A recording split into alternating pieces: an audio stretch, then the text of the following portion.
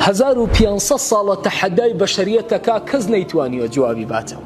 هەر لە مشرک و ملحیدەکانی کۆنەوە کە گیان و ماڵ و ژیانی خۆیان خستە خەتەر، هەتا کوفری ئیمڕۆ بەڕسانە و ماڵ و پوڵ و کوشت و کوشتار و سووتاندنی ئەمە ناتوانێت شەڕی فکری لەگەڵا بکە، چونکە لەلایەن پەروەردگارەوەیە.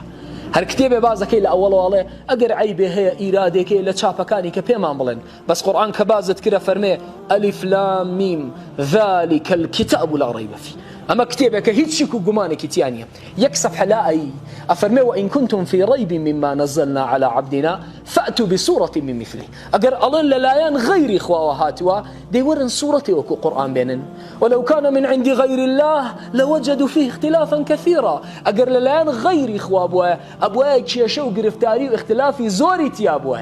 ئەمما ڕۆژ بە ڕۆژ ئیعجازەکانی ئەو لایەنانەی کە بە عەبد نابێ، إعجاز علميكان وبلاغي وبياني وروج بروج متفكرين ومتخصصين لهمو نقاط دنيا خريك إيمان بم كلام إنه سري تعزيم لبرابري عزمة يدان وين بإذن إخوان لبستكاني كيا شنمونيق لإعجاز وقوري قرآن تنبو درخي.